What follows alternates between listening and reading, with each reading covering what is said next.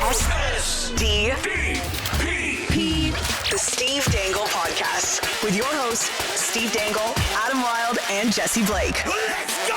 Hey, the second round is on and it's fun. Yep. We're all having fun. Hey, as we all expected. I do want to mention that the SDPN Second Chance Bracket Challenge is now on. So let's say that you missed out on the bracket challenge, the original one, or you made a bunch of bad choices. Or you just bad at it like me. What did PK Subban do? I think he was like 1 for 8 or 2 for 8. Was he really? Yeah, it was really bad. So That's difficult. If you feel like, man, I know so much more now. If only the bracket started today. Well, it does. The link is in the description, and we have our full main bracket, and then we have our second chance bracket starting now. Your second shot at SDPN glory with Spark. Make sure that you hit that up. Now, the way that we're going to hit up today, I'm just going to explain it. There is at the side of the head. There is side of the head without anybody seeing it coming. Yeah. We're gonna do 2 stories today. We're gonna do the Sam Bennett, Anthony Stolarz story because updated from last night, we now know that there'll be no supplemental discipline. We also have Sam Bennett talking to the media this morning. He found his spine today. Yeah. Attaboy, Sam. We also should talk about the game, which nobody is talking about. No. The Leafs' response to Sam Bennett, I think, is also in there as well, and I think we'll too. But I want to handle them as separate entities because, and it's hard to do that, but we do, I think, need to obviously talk about the Sam Bennett, Anthony Stolarz thing, the history there, everything else. But there was a good game there, right? Like, it was a good game that's getting lost. I had to remind myself several times the Leafs won.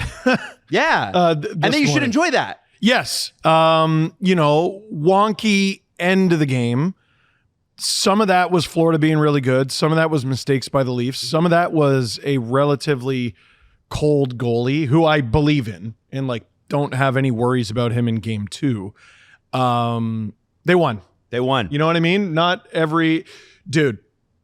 I don't know how you could have felt safe with a 4-1 lead. Forget that it's the Leafs. Forget all that. Colorado, Dallas, Winnipeg, St. Louis. I watched those games 24 hours apart, and that happened right before this game. No. Yeah. It's not over till it's over. Even when Matthew Nye scored to make it 5-3, I exhaled and then asked myself, what are you doing? Yeah, exactly. There's 6 minutes left. And speaking of Exhaled. What did I say? Exhaled. Exhaled. It will be so we're going to start with Anthony Stolarz and Sam Bennett, but I want to quickly mention, shout out off the top. I am doing the watch along for the Oilers Vegas Golden Knights series. So speaking of not being out of it ever, the Edmonton Oilers, who are never out of it. I don't know why you were applauding this. I don't think we were applauding you and your watch along. Yeah. Oh, well, that's when we started clapping. I appreciate that. Let's go, friend. Oh, that's nice. Wow. Yeah. This is great. Okay. No, So it should be fun. Like that series, I think is going to be like a wagon. Oh, it's just going to be back and forth, and we'll have a lot of exciting moments. It won't be as contentious as what we're about to talk about in terms of the physicality and the suspensions. It's not going to be like this level. I think it's. I don't think there's a Sam Bennett on be either so of those sure. two teams. You think it's going to surpass what happened No last way. night? Not surpass. That's all I'm trying to Not say. surpass, Not but that it deep. might rival it. It's not that deep. Might rival it. Barbashev versus Kane. You know what? Let's go. I've decided it will surpass All it. right. That's what I've decided. You know what? It's important when you're wrong. Never to admit it. You must double down. Mm-hmm. Never apologize. Never ever admit you're wrong. You just double down on it. Bunch of people who didn't know who Chris Nowitzki was before yesterday. He is now my entire personality. Hey guys, I've interviewed Chris Nowitzki, so do know him. Oh, thank you, Maddie, for the applause. Well, and it's through via Alan Walsh. Yeah, and noted huge fan of head trauma. Yeah, loves it. Loves head. Yeah, trauma. he's your guy for sure. I mean, if you're dumb, you would definitely think he's your guy. So if you're dumb and exhausting. So let's just talk about the play. Yeah. We'll start the play. Jesse, I sent you a screen grab of one of the best solo shots I've seen of it. The clearest shot that you can see. Now, it's important to understand, and people are making the argument here, that Anthony Stolarz took a slap shot to the head earlier in the period. And at that time exhibited no issues. And it wasn't until the Sam Bennett hit to the head. Not according to Chris Nowitzki. Okay, well, he was shaking his head. It's valid. Yeah. Like, that's what everyone's screaming at their windshield right now. He was shaking his head. He said he shook his head. Now, what I would take issue with there is every goalie does that all of the time. Yes. I saw Patrick Waugh do that 40 times between whistles. Yeah. He was like a head twitchy guy. He might be right, but to say that definitively is, I think, dangerous. Okay. And that's not a science thing. You don't need to be a scientist to be like, goalies shake their head a lot. You know what I mean? And it very well could be possible that Stolarz got concussed from that slap shot. What everyone is willfully, no one's this stupid, they're willfully ignoring from the initial Kritz Nowitzki post is he said, I think he suffered a first concussion from this. First, specifying first as in to say there was probably more than one. Where do you think the second one came from? I think it was probably the blow to the head from Sam Bennett. So, Jesse, can we bring that blow to the head up? I was going to bring up the shot to the face. Oh, you can bring up the shot to the face, Yeah. sure. So let's bring it up. Here's the shot to the face. So Knocks his there's helmet off. The mask getting smashed there. Yep. Yeah. Which is like, I not don't know. insignificant, I guess, but it's like, not insignificant. It's fairly common. that happens regularly. Yes. Yeah, that's the thing that I thought was lost in the arguments about this starting the whole thing is that goalies often will direct pucks with their mask, like Some intentionally. goalies practice it. they Yeah. like doing that. Yeah, who's the goalie who does it in warm-ups? At the end of warm-ups, he takes a couple off. Wasn't the it mask. Sammy? Wasn't Is it it Ilya Sammy? Samsonov? Yeah. I know Casimir Kaskiswell used to do it, and I want to say Henrik Lundqvist. I'd be interested to hear his take on that. Like, wow, I used to do that all the time. Yeah. I don't think the goalie mask is something that we should be too concerned about. Listen, it could have dinged him. Right. It could have, but he stayed in the game. Maybe shouldn't have. But like, what is annoying about that is what concussion spotter has ever taken a goalie out of a game for taking a shot off the mask? Yeah. And there's never been, like, he wasn't displaying any evidence that he was concussed after taking that puck off the mask. Other than the shake, which is shaky. I think it was totally normal to shake your head after you take your helmet Especially when off. you're adjusting to putting helmet back on. Yeah. And I don't want to argue with the concussion specialist here in Chris Nowinski, but that seemed like a totally normal athlete thing to do. It's valid to point out that that's something that people do when they get a concussion, and it's valid to point out that goalies do that all the time. I do it on a rainy day. I think the correct answer is we don't know. No, of and course we don't. to definitively say either way, you're lying to yourself. And they're lying to themselves by the thousands because that one single tweet from someone who they didn't know was alive or dead before he posted that. Everyone has made that their entire personality today to excuse the behavior, the repeated, consistent behavior of their dirty favorite player. So this is the Bennett play here. Here's the stop motion of it. He gets right in there. Yeah, and Stolarz did, again, stay in the game, but he went down. He was rocked from this. And I said Stolarz didn't leave the game until after this, and someone pointed out, actually, it was 8 minutes after, and I'm like, holy shit, you are going to lose your mind when you Google the word after. When you learn what that word means, AFTER, let me tell you, you are going to have a Tuesday. You are going to lose your mind and soil yourself. So what happens then is, Anthony Stolarz 8 minutes later, after, you might say. I don't want to work. No, for the audience, what does after mean? Do you want me to Google it? Yeah, please do. Define Après in after. French for the French audience. In the time following. Oh, During the man. period of time following an event.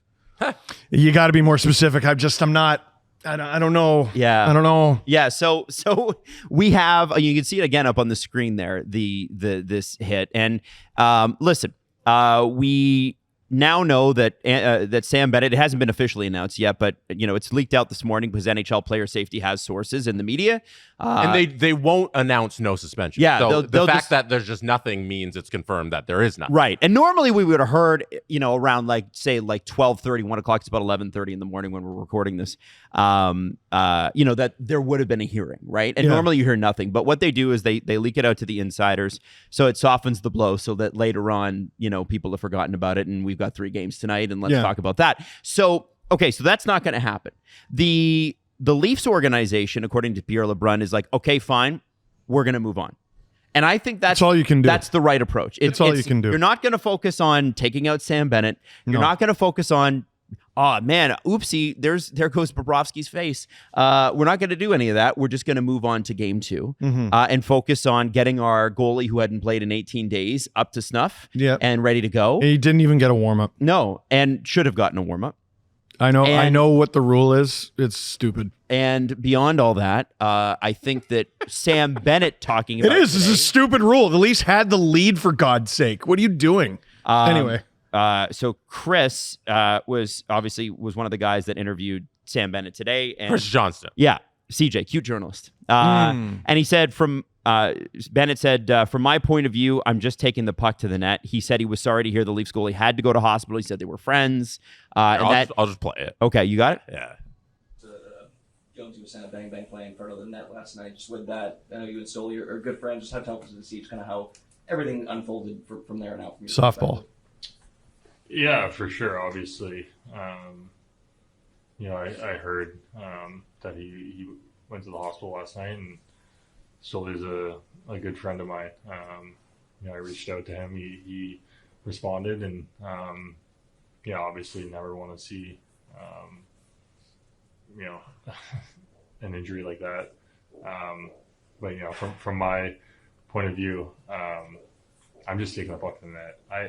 I didn't even know that we made contact until after, and I don't believe. I mean, I'm on the power play. I'm trying to score. I'm taking the puck to the net, and that's really all there was to it. Obviously, just So, Man, he's tired of answering these questions about his behavior. Paul Maurice said this. He said, I've seen every hit Sam Bennett's ever thrown since he was 12 on TV this morning. Oh, fart. I don't even want to hear the end. And then I don't even want to hear the end. Yeah, well, you have to. Paul Maurice also said, most of this for me is tempered by the fact that Stoli is one of our guys. We love that guy. If I thought that Sam crossed the line or an edge, I'd probably be more careful with my words. I just didn't think it happened. Now, my question to Coach these guys defends is, his guy. Yawn. my question to these guys is, what if he wasn't your friend? Are you coming out with, like, guns blazing? Yeah. Like, is that what you do? Like who cares that he's your friend? Well, I'd love to hear Stolarz talk about it, but he's in hospital, so Right. He's out of hospital now. He is. Oh, is he? Yeah. Good. I'm glad.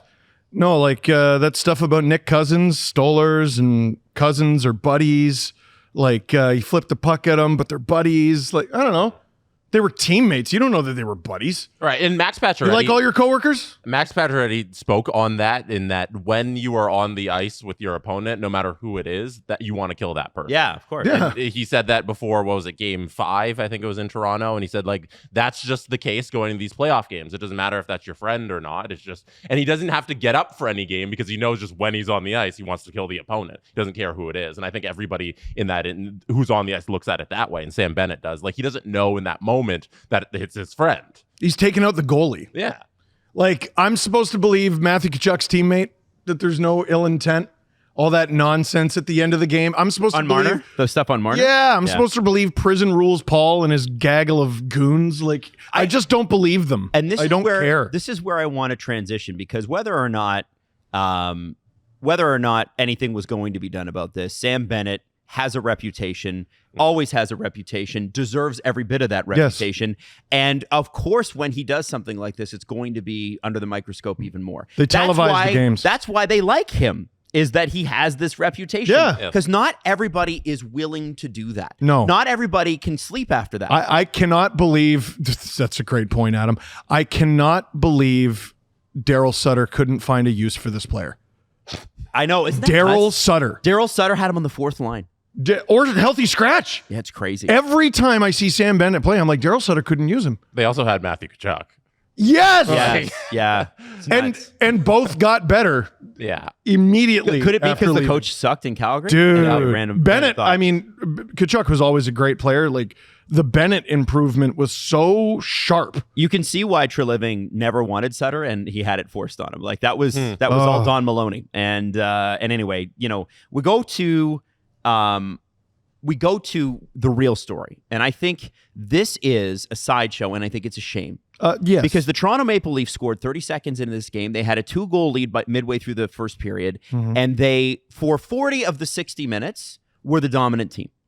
And I'm not saying all 40 of those minutes were in a row, But I'd say 2/3 of the game, Toronto was in control and doing quite well. At least the first half. And so, my goodness. And I think that, I think even at the end of the game with Nyes getting that goal, like I thought the last 5 minutes, they had a really good grasp on what was going on in that game. It took them a while, but they did eventually get the third period under control. I also think it's relevant, and you mentioned it in the LFR, and I saw a bunch of people mention it in the chat, that when you see a friend of yours vomiting on the bench because they've taken a hit. Hey, you to the haven't even head. talked about that part. Yeah, and that's where I want to go with it.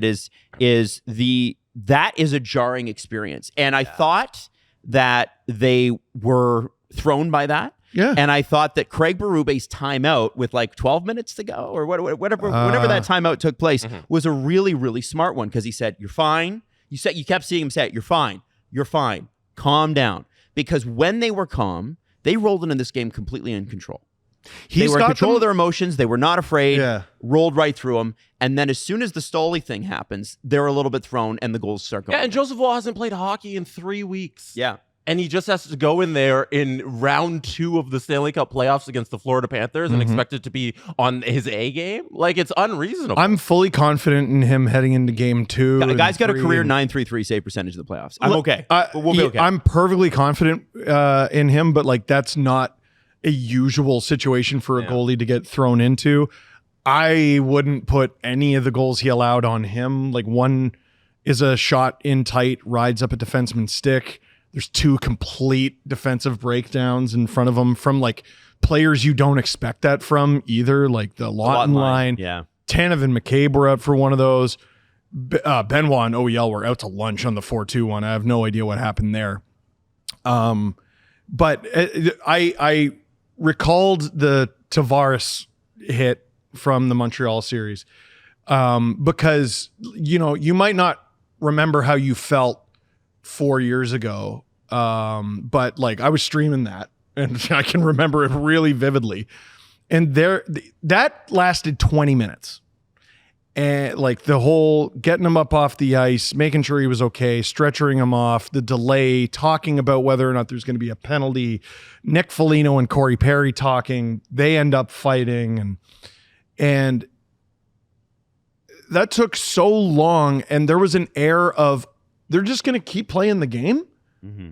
Now, I don't know how many hockey games have ever been, how many NHL games have ever been paused because of that. I'm not saying they should have. I'm just saying it's difficult to keep your head in the game. And Berube, I think, got a hold of them. Yes. And was able to do that. And I want to talk about their start, because this era of Leafs, and I'm talking about the last 10 years, guys, these guys are known for being bad starters. These guys are known for being slow starters. And when it comes to the playoffs, the fact that we've got 2 rounds, and they've won the first game in both of them is straight up, it has not happened. 11 goals combined.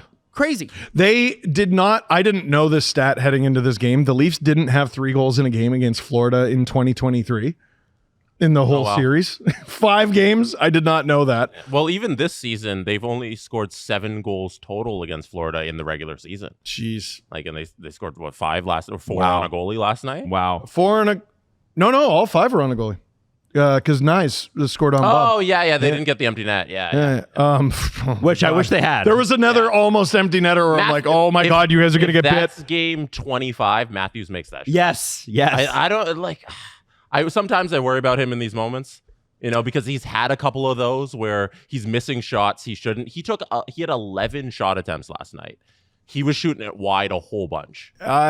Its execution is a little off in his offensive game. Yes. I really like what he's doing both ends of the ice. Mm-hmm. I like what that line is cooking up. They're okay. They were on the ice for the 5th one. Matthews, I don't think factored into it. No, it's all Marner. It's awesome play. He was skating so slow to the blue line, and I couldn't read what he was obviously reading. And I'm like, what are you doing? No, whenever a player's doing something that obviously off, I'm like, okay, I'm missing something. Yeah.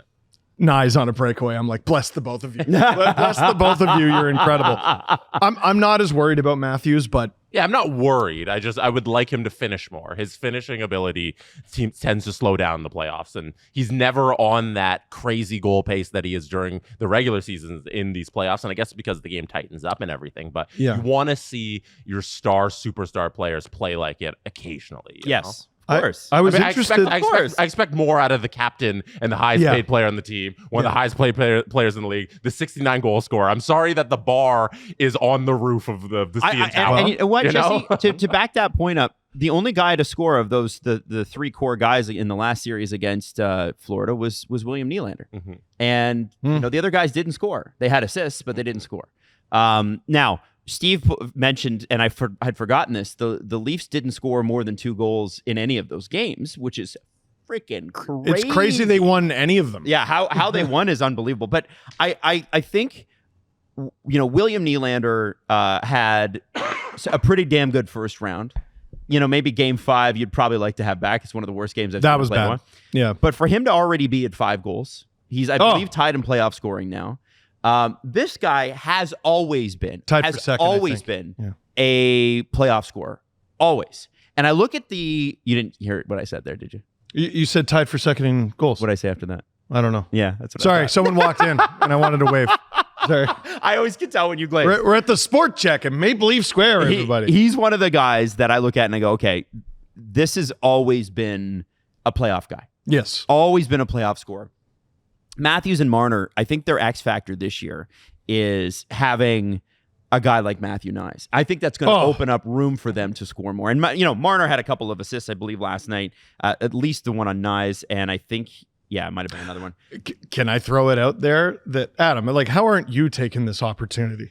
Friggin' noted Alan Walsh client, Max Pacioretty with 2 assists on the first 2 goals. Yeah, and like that first goal was all him on the forecheck. Like he makes a check there that opens up the puck that then leads to the goal for Willie. It's so good. It's so good, and I wish that they still got to get a little better at deployment, and that's obviously Craig Berube, because patches on that line works. It does well. There were at least 2 shifts where Pacioretty was with Domi and it doesn't even matter who the third person was. Oh my God. There was that one 2-minute shift in their own end. Lucky it didn't end up in the back of the net. There was no penalty. Oh my God. You can't put those 2 together. Yeah, I wanted to see the minutes because I wanted to bring it back up because Pacioretty, he spends time up there initially in the game, but then Craig Berube always pulls it back. And he ends up in the 14-minute mark when obviously Willie, and JT will be in the 20-minute mark. Yeah. You know, so he starts there and he goes and he bulldozes everything, and then Berube kind of slowly pulls him back because he's 35 years old. That's right. Yeah. Right. I think couple huge hits. Too. He ran over that Nico Sturm. That was a crazy hit. That what game, do you think that having Knies for the first line and Pacioretty surprisingly for the second line, really, he played well with Tavares this year, but he has opened up space. This series, one of the things with Tavares and Pacioretty together is that they're not fleet of foot. And Willie is. But they're able to manage that because the series is kind of slower. And Tavares doesn't need to be fleet of foot in the traditional sense. You're not asking JT to lead the league in rush chances and exit the zone early and create all those plays. You're asking him to be crafty in the corners. And he is such an expert skater that who cares if his bursts aren't good. No. He's so good on the ice. I said this before the series began. The slower the series is, the more it favors the Leafs, which is not something you would have said a couple of years ago. No. But the Panthers, they're violent. They're mean. If you don't respect their talent, if you don't respect their speed, their explosiveness, they are going to run you out of the building. They're going to beat you up, and they're going to, what is it? Fill them in or run them up, fill them in from Shoresy. Friggin', I'm so tired. But they will score 6-7 goals on you because that's what they're capable of doing. What have I been ranting about every time the Panthers come up without even being prompted? I go, Anton Lundell and Luostarinen are good. Yes. We talked about it on the pre-show last night, Jesse. Yeah, and that's the reason that game was tight. in the third as that line went to work. What did you think about the play of Austin Matthews guys versus Sasha Barkov? There was a lot of, it seems like both coaches are fine to let their top lines go at it. I thought that's what they were going to do, and a lot of people were looking at me sideways because Matthews and Barkov have not had favorable matchups for the Leafs. But look at it this way, right? So you got the Matthews line, you got the Barkov line. The Barkov line has 2 Selke candidates. You probably want to keep your top offensive guns away from that. And here's Berube going, all right, well, we got 2 Selke nominees as well. Matthews has been nominated for one. Marner's been nominated for one, just not this year, right? And you got Nyes, who is a penalty killer. Beef! And Carter Verhaeghe's the other guy. Nyes and Carter Verhaeghe. Like, that's a good head-to-head matchup. So then what do you do with the rest of it? I am probably targeting the Bennett, Tkachuk, Rodriguez line with the Leafs sort of secondary shutdown forecheck line of Lawton, Lorentz, and Järnkrok. And if I'm the Panthers, I'm probably sending out Lundell and Luosterainen to help shut down Tavares, Nylander, and whoever their winger is. And then the fourth lines can go up against each other. I kind of think both coaches are fine with those matchups. The only difference is you would probably try to switch who's covering who between the second and third line when you get to Florida. If you're Paul Maurice. Well, and sorry, go ahead. No, did you remember, Adam, what we were talking about during the pre-show when you're going through all the lines and you asked me about the line matching and everything? Yeah, which part? We were talking about how it's not advantageous for the Leafs in any way to match lines with Florida because Florida runs 4 lines. You know, you're not really escaping anything by trying to throw Lawton out against anybody or hiding Matthews from Barkov because then you're throwing them against Tkachuk or you're throwing them against Bennett. So it doesn't really make sense for Berube to chase line matches because in that sense, too, he's losing the flow of the bench. You know, if you're out there and it's like, okay, we got this face off, let's throw out this line instead, then maybe you want Austin out there in that offensive situation and you don't want to be scared of Florida in any way. It betrays non-confidence sometimes. Yeah, right? I don't think there's any reason for Berube to be line matching in this series. The thing that I would say is maybe there's a reason for Paul Maurice to do it because if you look at and I'm hit to the Anthony Stolarz head aside, Sam Bennett I think won 1 or 2 faceoffs last night. Oh, he was terrible. He was terrible against Tavares. That's a really good player, but yeah. And he in these playoffs last night I think didn't help his percentages, but he's taken 48 faceoffs and he's won 17 of them in 6 games. Jeez, like it's rough. It's not a good look. Now again, I think he had like 10 or 11 against Tavares last night and won once. Yeah. So that's something that you want to keep an eye on. The Leafs, I think were 60-40 in faceoffs last night. This is where the unfortunate incident with Stolarz and Bennett hides the fact that there were a lot of really good things the Leafs did last 100%. night. And I think, you're going to have to do something about that Florida third line. It looked like the early Sen series Leafs again, where they were just getting in front of everything. Panthers couldn't connect a pass, they couldn't get a shot through, just really methodical grinding. It's a difficult brand of hockey to watch 82 games of, but for some reason it's way easier to watch 25. Now the Leafs forecheck was also good. I thought Bobby McMahon, we obviously mentioned Max Pacioretty, Matthew Nyes, Austin Matthews was throwing the body. You saw Mitch trying to throw the body in there too, which is not necessarily always his game. There was an idea that they want to wear down the opponent. The Panthers do this to everybody. The Panthers heavily out-hit the Leafs, but I thought the Leafs were I thought they targeted Barkov hard. They hammered him a few times, took him down to the ice a few times. And even though he nearly killed, with a capital K, Pontus Holmberg. Was that Kulikov or was that Barkov? That was Kulikov. I thought he got pretty good. Jake McCabe with the reverse hit on him, and they were hammering him. Yeah. So I'm wondering for the next game, this is my question always with first games in series because they're always a bit weird. Yes. Right? You remember the Calgary Flames and Edmonton Oilers 3 years ago? It was like a 9-6 game, and the Flames won, and it broke them. They were up 6-2, and the Oilers tied it. And then Tkachuk and company, Tkachuk got a hat trick en route to the 9-6 win. Right.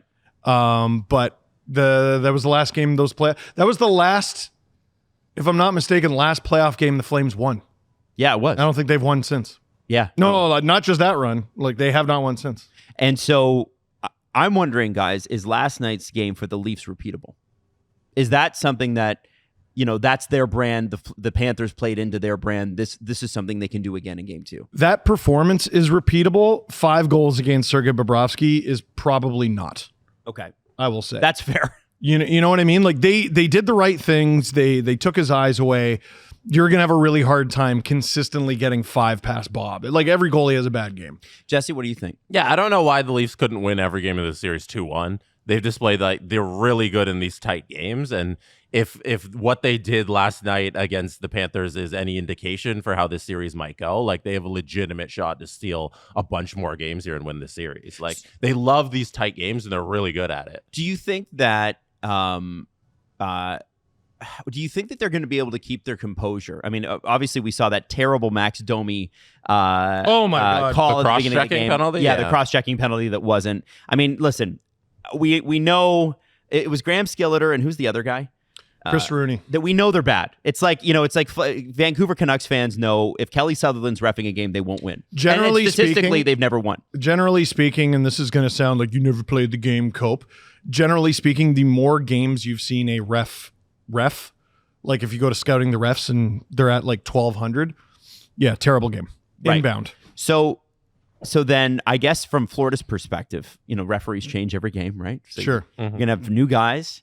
What do they need to do to try to get under the Leafs' skin? Because I think that's their game, right? Throw people off. Yeah, Skilleter, Rooney, by the way, same officiating crew from when Bennett injured Nyes There you go. and gave him nothing. So, Well, they're regularly late into the playoffs, so that's not totally surprising either. good job, boys. What do you guys think? If you're the Panthers this morning, what are you thinking? There were holes in the Panthers defense that weren't there when they were playing Tampa. Yeah. They allowed a lot of inner slot chances to the Leafs when they weren't allowing any of that stuff to Tampa, and like little stuff like cross crease passes. They're usually more efficient defensively. So on their side of things, they need to tighten all that up and not allow like the William Nylander plays. Like, you can't have that, right? If you're Florida. Aaron Ekblad coming back is going to be a factor too. Well, and a factor in the nastiness, right? Like, Seth Jones he's a really skilled player, really fit player. Like, he'll munch the minutes. He scored a goal, but he doesn't quite bring the net front nastiness that Ekblad does. Like, there's a reason Ekblad's not playing right now, and it's because he got suspended. I could see him, especially after watching his team lose in game 1, coming out and just breaking ribs. Yeah, for sure. No hyperbole whatsoever. For Bobrovsky, if the Leafs want to continue to score on him, which they could not do the last time they played in the playoffs, and couldn't do this regular season, it turns out as well. What do you do? What do you do? Bobrovsky's fine. He has these games all the time. Yeah, I know, but what do you do to keep it up? Like, what do you do to get in on the Leaf side? Yeah, or Bobrovsky Leaf side. I know Bobrovsky can rebound. The Leaf side is make chaos in front of him, and he's going to have a really good couple games in this series. There's going to be a Bobrovsky game where he stops 30 shots and he only allows 1 goal or anything like that, and the Leafs lose that game. But for the Leafs, like, it's chaos in front. Like, that's how you score playoff goals, and they're good at it, and they've been doing that these playoffs. What a difficult game to evaluate your own defense internally if you're the Panthers. You allowed 5 goals on Bob, and you went 5 for 5 on the penalty kill. Like, and you didn't have one of your best defensemen. No, like, you're just not going to see a ton of games like that. So really difficult to pinpoint, but they let the Leafs have too much of the front of the net. Now, Brandon Carlo told reporters about 10 minutes ago that he saw Anthony Stolarz at breakfast this morning, and team breakfast this morning, and that he's smiling. They didn't get into that detail, which I think is, you're right, Jesse. I think as a reporter, and you would know this better than I would have followed up with that. Would you follow? What was he eating? Yeah. I'm usually the guy. I'm usually the last guy in with the question that gets a chuckle. Are you comic relief guy? They're talking about McCabe the other day, and I was like, "Oh, McCabe, how was the traffic?" And I was like, "You got Jake McCabe to laugh?" Yeah, a little. What does it chuckle. Sound like? It's a very dad laugh, It's like No, not. He just probably. Wait. Or is it like breathing out the nose? Like, that's better. That's better. There you go. Yeah, that's better. I think, I sort of to put a bow on this, Craig Berube was asked today how Anthony Stolarz, will Anthony Stolarz start game 2? And he said, we'll see.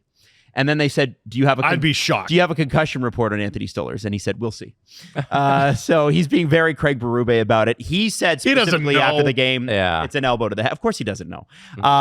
So if you're Craig, you're focusing the team on the next game. Just focus on the next game. I'm just wondering, guys, do you think that the Leafs can actually win 2 in a row at home? Because it did feel like last night, it did feel like, hey, yo, they could do this. It was a tale of two games. It was a tale of 2 games. Game 2 will not be the first 40 minutes of this game. Game 2 will not be the final 20 minutes of this game. In the same way that the Leafs only blew up the Sens once. It was fun. Both teams are going to adjust. They're going to move on. The Leafs aren't going to go head hunting any more than they otherwise would have. Like, it's the playoffs. You can't have the notion in your head, well, now I'm going to play hard. Right. No, that was your thought going into the game. Yeah. Man, it's the playoffs. If you're not thinking that going into a second round playoff game, you're going to get killed. Right? So they're already thinking that. You can't get distracted. And it's so funny. Like, of all the guys to take a stupid penalty, that's got Max Domi's name written all over it, and he gets called for a phantom call within the first 5 minutes of the game. It was totally ridiculous. As long as they stay as disciplined as they were, I think they'll be okay. So, except for the too many men on the power play, and Holmberg took a bad one too. This show is brought to you by BetterHelp. So when we think about leadership, we see this a lot in the playoffs, mentors, that sort of thing. They all have people that they talk to. They all have people that they go outside to and they go, hey, listen, feeling like this about this situation, feeling like that about this situation.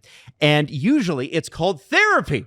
It's really helpful. And I'm just curious, this time of year, Steve, what are you talking to your therapist about? Oh my God. So this is, I'm bad at making time. That's making time for what? Therapy. Oh, okay. At this time of year. And it's usually, I'll try to get one in before, and then we do like a postmortem where we talk about, all right, so here's how I handled it. But it's usually better to get the tools before you head in. For me. I get it. Yeah, I got to be better at making time. So you need a pregame skate. The thing about BetterHelp is it's easier to make time.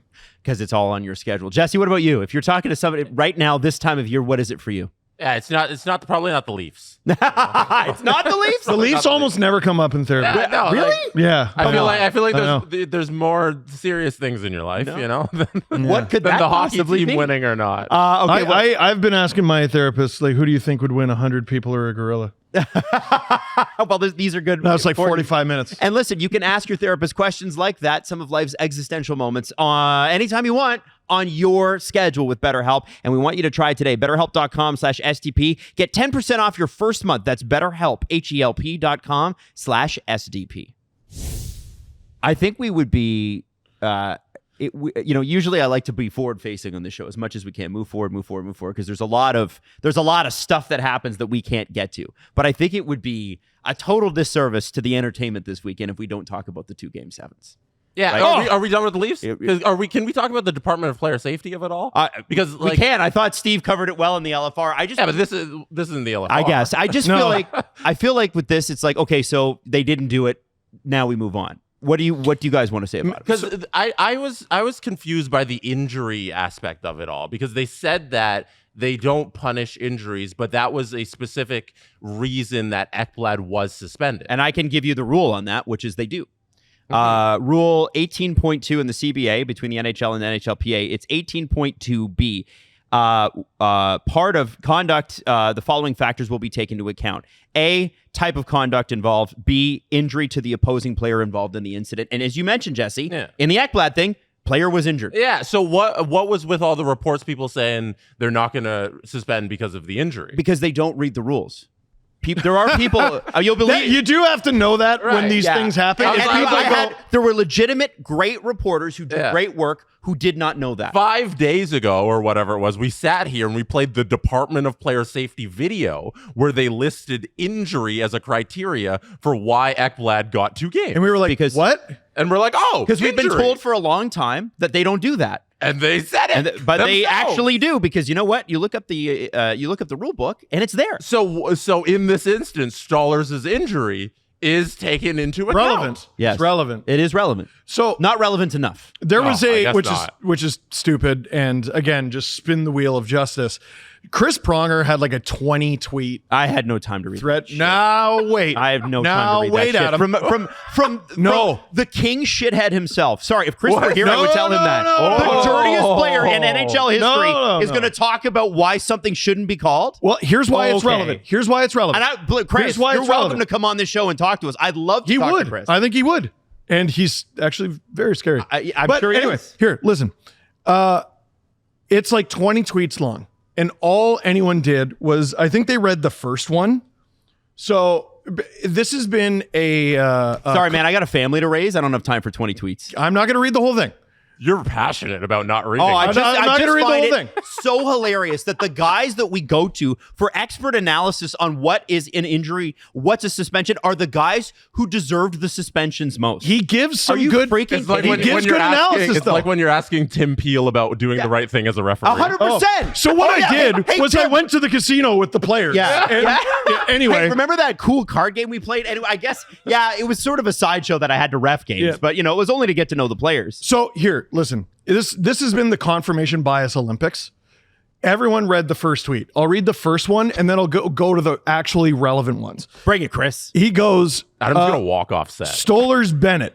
I can't help but think that had the referees called a penalty on Bennett on the Bennett incident with Stolarz, there would not be so much outcry as there is for supplemental discipline. Cool, wrong. Anyway. So, yeah, exactly. That was my opinion. And everyone latched on to that. Here's what matters. And keep in mind, this guy used to run the Department of Player Safety. Which is, again, hilarious. Now, wait, though. He goes, was this a blatant elbow to the back of Anthony Stolar's head? Yes. It has 2 likes. No one cared. No one made it that far. Should it have been a penalty? Yes. All caps. Again, that has 1 like. No one made it that far. Was he trying to rattle Stolarz? Absolutely. Was Anthony Stolarz already susceptible from the previous blow he took to the head from a Sam Reinhart shot earlier in the first period? Looks to be the case. Only he can answer that question. How do you quantify the ferocity of blah, blah, blah, blah, blah? He Hey, Chris. broke it up into too many parts. Start a Substack, man. He's on ESPN Oh my now. God, it just keeps going. Yeah, this is what I mean. Like, sorry, Chris. It's way too much. Yo, Chris, you also have a blue check mark, which you pay for. You can put that all in one tweet. Now, wait, though. Oh, wait my out. gosh. First of all, guarantee you he doesn't know that. Second of all, We need to help him. There's so much scrolling. Is that not the most relevant thing?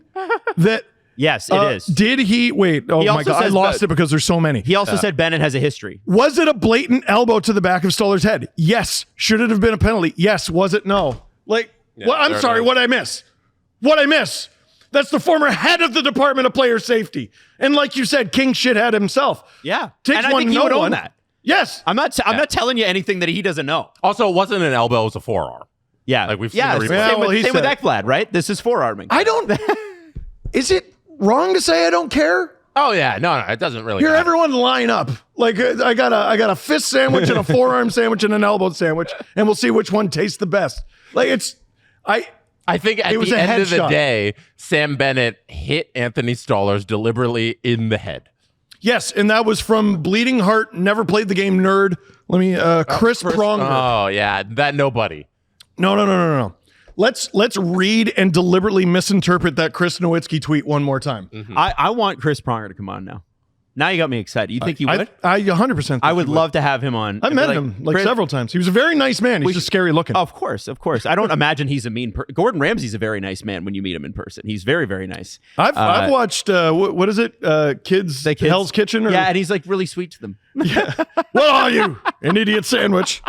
I think Craig Berube just said this to reporters 4 minutes ago from Mark Masters. I moved on from it. I don't want to talk about it. It's over.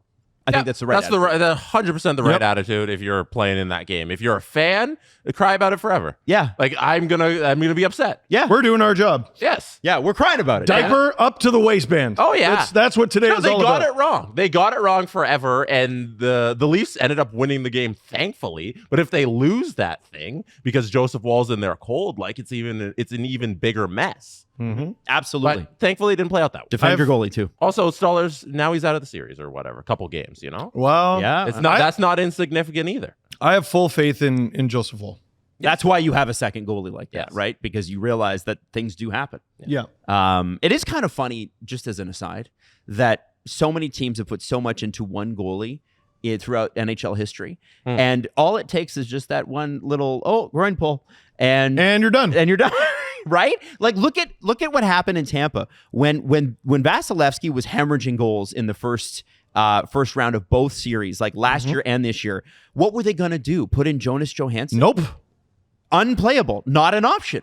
No, like they did have McElhaney, I think, for one of the cup runs. I'll never forgive the Leafs for that. No, but I'm just talking about when they were bad. No, I know. Which was Like the last 2 years. I just don't think it's a thing anymore to have one starter.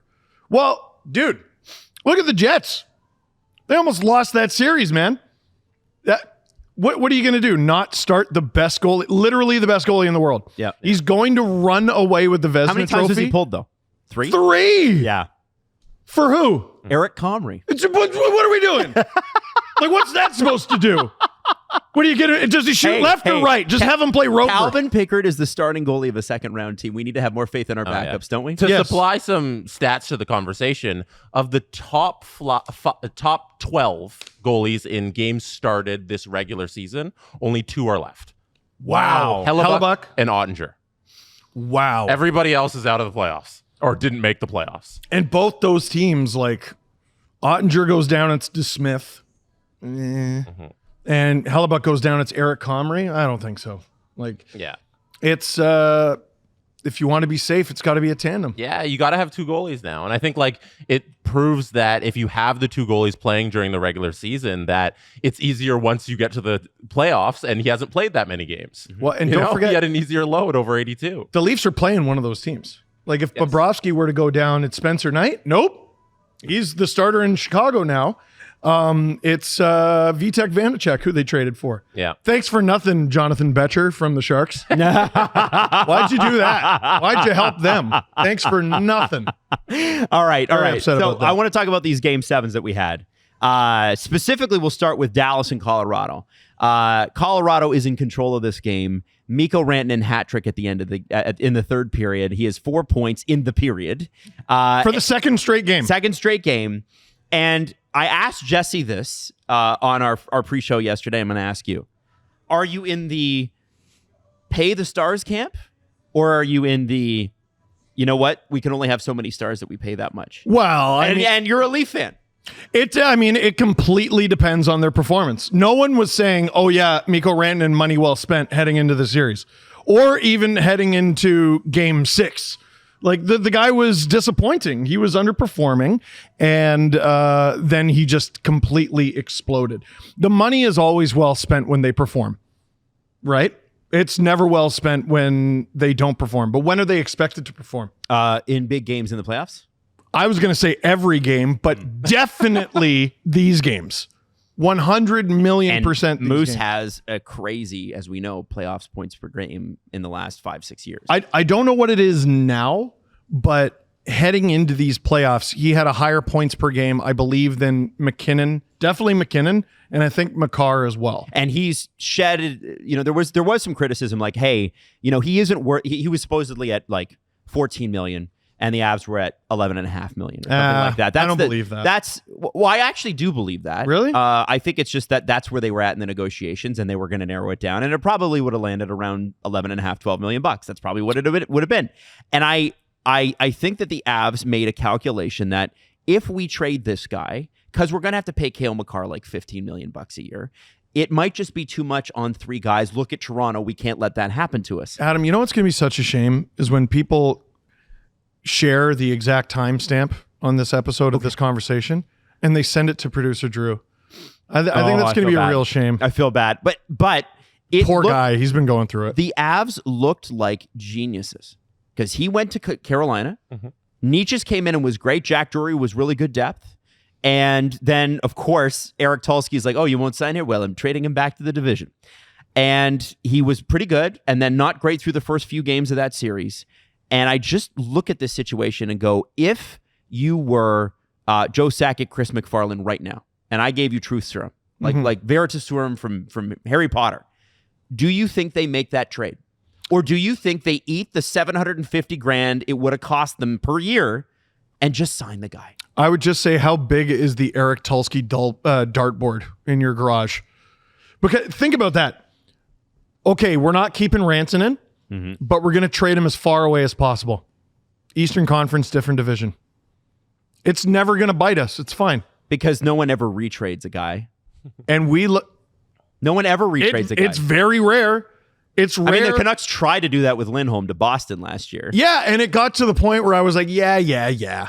Like, everyone talks about this interesting thing. No one actually does it. The Hurricanes and Tulsky finally do. Now, here's what he did in the process. He probably nuked, like, just detonated his relationship with the Avalanche. Right. I would never speak to him again. What? Really? I wouldn't answer his phone. Well, maybe not because he's going to fleece you, but I feel like Eric Tulsky can do whatever the hell he wants. If I was Chris McFarland, has an issue with that, I wouldn't piss on him if he was on fire. But you traded him to me at no trade clause. I can do whatever I want. It was a fair trade. You don't like the trade? You're going with what he can and can't do. I'm going with, dude, you could have traded him anywhere. You traded him within our division. That dude's going to haunt them like a wet fart for 8 years now. It's the Central Division. And it hasn't started yet, really. That extension has not even kicked in. They are going to play each other every year. Forget the regular season, the playoffs.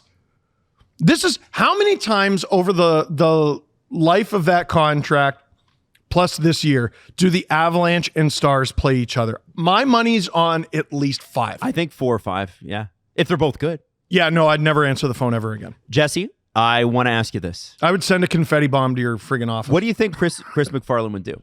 If you gave him Truth Serum now, would he say you made a mistake? I think he regrets the Mikko Rantanen trade, because that's why you keep Mikko Rantanen, for performances like that in Game 6 and Game 7. You know, that hat trick, it's third period hat trick in NHL history. It's literally record breaking. And Jack Drury in the box. Yeah, just turning the knife. I think your anger is completely misdirected at Eric Tulsky. You got to be upset with yourself for making that trade. Like, you want to keep that player. I'm playing a character, by the way. I think Tulsky's brilliant. I'm playing a character. But I don't think Chris McFarland should be mad at Eric Tulsky. Like, I think he should be mad at himself for making that trade in the first place. That's not how people work. Smart people should work like that. Yep. Like, the way you're sitting there looking at this series and how this played out, it should be like, I regret moving on from this player, because there's so few players in the National Hockey League like Mikko Rantanen who are going to take over a playoff game and single-handedly win it for your team.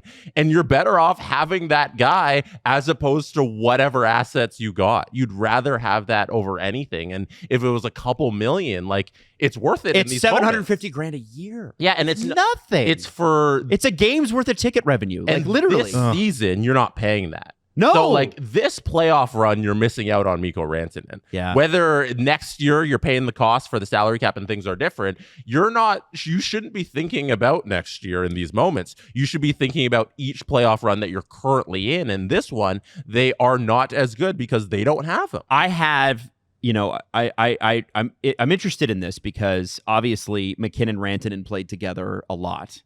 But, if Jared Bednar can move Nikushin up to the first line and put Rantanen next to Brock Nelson, do you think Brock Nelson goes 0 goals in that series? 0. Yeah, that's also 0 a bad goals. Trade. Bad trade, but that looked great.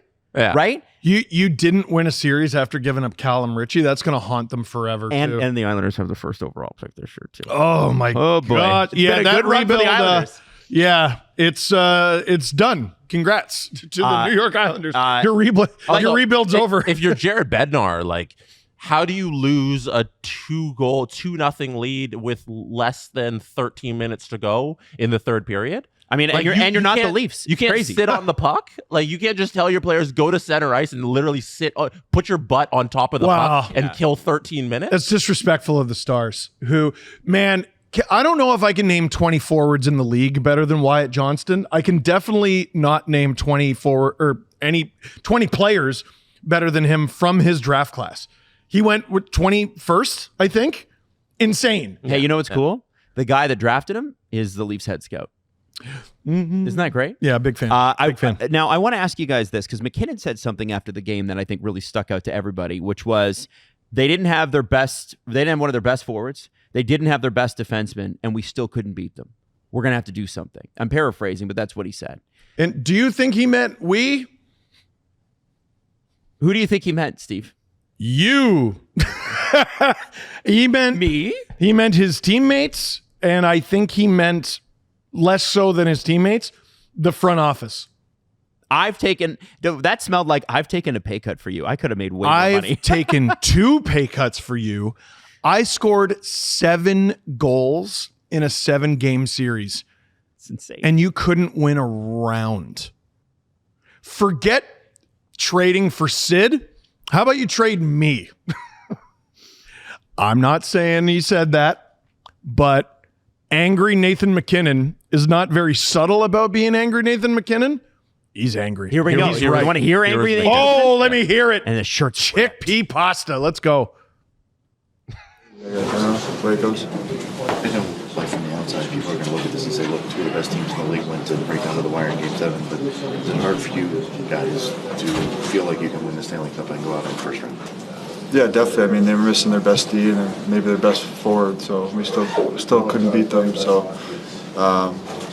yeah, I don't know what we're gonna do.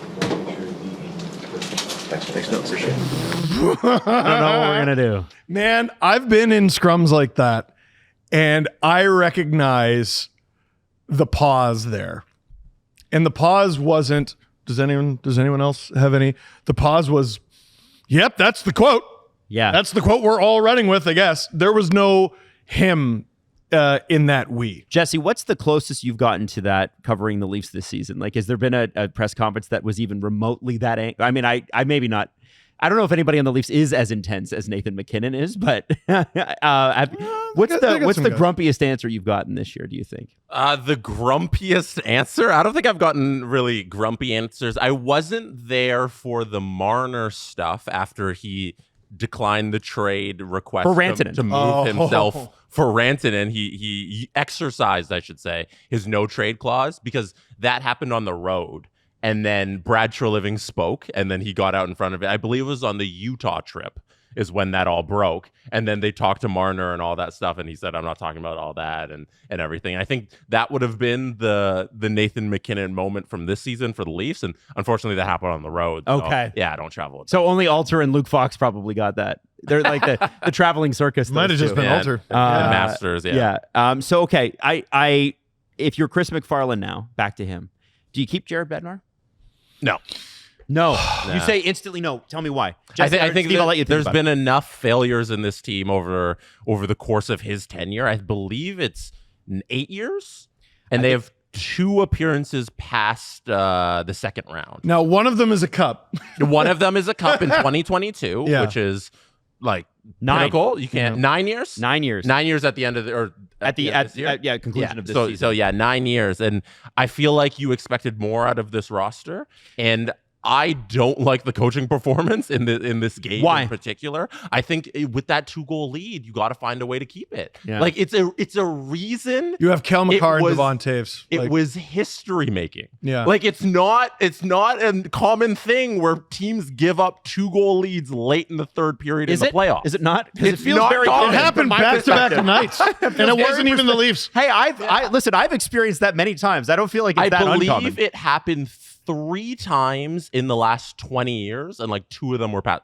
this past weekend. That's something like that. So if you're one of those, some of that's got to be on the coaching staff there, and it's different in St. Louis, where you had a team that is playing, I think, above what people expected, and Jim Montgomery's obviously there. They snuck in. They snuck in on the last day of the playoffs. 12-win winning streak, right? I think it's a completely different situation. Yes. And Bednar, I think it might be time for a change. I want to just say this. That's the way to put it. Just so for Jared Bednar, he only missed the playoffs once so far in 9 years as coach of the Avalanche. And it was his the first year. one. Mm-hmm. He only made it past the second round 1 time.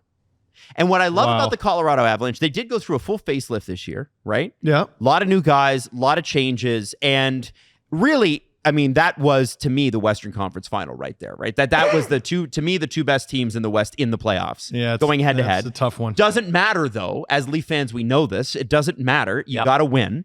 And at a certain point, you got to make changes. And what I think is interesting about the Avs is that their expectations are so much higher than we've set ours here, right? It's like with us every year, it's like, oh man, we lost in the first round, but there were reasons. And I bet those won't be the same reasons next year. If you and then win next a cup, year, we got a whole different set of reasons. Yeah, but there are reasons. We shouldn't make any changes. If you win a cup, you're on the contenders list for at least the next half decade. Right? I mean, you should be, right? I mean, you would think. And so. the Avs were convincing. It wasn't like, this isn't just like some mirage. They don't even feel like they're out of gas. Like the Lightning feel like they're out of gas. They're out of gas, and they've been out of gas for 3 years. It's weird to watch the mighty fall, right? Like the Caps just won their first playoff series since they won the cup. That was 2018. Yeah. The Blues were hanging in there. They were okay. Who was it? 2021. That was the Lightning. Their fall off took a while, but man, it's been sharp. Yep. It has been sharp. Dude, you lost to the Leafs. Not even the Berube Leafs. What? That's crazy. The Timothy Liljegren Leafs. Yeah. You lost to great point. Ilya Samsonov was the starter. Man. Ilya Samsonov and Eric Gustafsson hugged. Those guys were on the same team. Their big defensive get at the blue line was Luke Schenn. Oh, right. Yeah. See? And Jake McCabe. Jake McCabe was pretty But great. he was still he was great, but just a little discombobulated. Your shutdown pair instead of McCabe Tanev was McCabe Brody. Talk about a sharp Don't forget that this is also the second straight year that Pete DeBoer takes Jared Bednar's lunch money. Dude. Like last year, the Avs only got 2 games against the Stars. It was a quick 6-game series. And then this year, like it's 9-0 in game 7s. This guy's the king of destroying teams. Most insane stat I saw this weekend. He's the first coach in, I think it's NHL history, NBA, and MLB. To win 9 game 7s, and he's done it in a row. Yeah, he's done it undefeated. How do you hold that record without a loss? Mm-hmm. Unbelievable. And I think the craziest part of that stat, never won a cup. Yes. How do either of those things I think happen? we went through that on Friday. We did. When we did. It's brought that crazy. up. Yeah. Now, I want to talk about the Jets and Blues, but we have to do the BetMGM big story as our first show of the week. Sure. And I want to talk a little bit about why are you getting a softer? Because I'm trying to change the tenor. You know, sometimes you want to go up, sometimes you want to go down. You want to spend the whole episode up here. Is it you got to come down a little bit. We're on NPR radio welcome now. to NPR. We're going to go right into our betting segment on NPR because there's plenty of those. All right, so we know that the Leafs didn't go into this round 2 series as the favorite. We know that. I'm just curious, Jesse, because Sportlogic had it yesterday at something like 55 to 45% in terms of like who might win and who wouldn't, right? What are the odds saying after game 2? Are the Panthers still favored for game 2? Sorry, after game 1. In terms of the series itself? Series and game, I'm curious. No, the series, I only have that up right now. The Panthers are the underdog now after trailing 1-0. Serious? Yeah, they're 2-1, and the Leafs are 1.83 to 1. So wow. I still take the Leafs bet on that. That's good. Yeah, 1.83 times your money. Yeah. Well, I mean, it's 2-1. It's 2-1 for your slight Panthers. difference. Yeah, so they're a little. It's a little even, but it's slightly favoring the Leafs. So you do an over/under penalty minutes? I wish they did. Let me ask you this, Steve. So Jesse can call this out. Okay, if there's a series that's most tilted in one direction, who is the biggest outright favorite right now? We've only had one game of the second round, right? We've got 4 series. Which one is the most like, hey, we expect this team to win, no doubt, don't even question it? I would still say it's probably Panthers over the Leafs if you were to talk to most non-Leaf fans. Even after the Leafs won game 1, it's going to be difficult for the Leafs to build back that bank of, hey, these guys are for real. Like, when was the last time people thought that, right? But it feels disrespectful after such an emotional win, and they won the President's Trophy and anything and everything. But like, Winnipeg's going to have a hell of a time beating Dallas. Mm-hmm. So that would, if we're going to ignore the Leafs Panthers series, we're I would not. probably say we're that not. one. Well, that one's still 0-0, so I'm going to go with Dallas. All right, Jesse, what is the biggest gulf between odds? Like, who's the biggest underdog? Who's the biggest overdog? Favorite? Baction. It would be Jets Stars, where the Stars are favored 1.6 times your money, and then the Jets are 2.4. What's the one series I cannot get a handle on?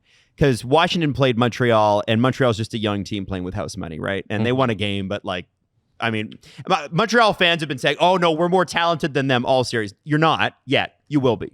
Carolina played a very like an injury devastated New Jersey Devils. I can't get a read on that series. Really hard to get a read on either team, honestly. But that's the beautiful thing of the playoffs. It starts anew with game one. I would give it to Caps. What are the odds saying? The odds are actually tied with the previous series we talked about, the Jets and Stars one. 1.4 for the Hurricanes, 2.6 for the Caps.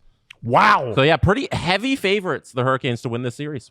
I'm surprised it's that heavy. Vegas, Edmonton, even. That tracks. Yeah. Even odds for both of them. That's going to be a fun one. I can't wait for that series. So it's a good second round. Check all your BetMGM odds, terms and conditions, all of it at betmgm.com/dangle. You know that guy. This guy right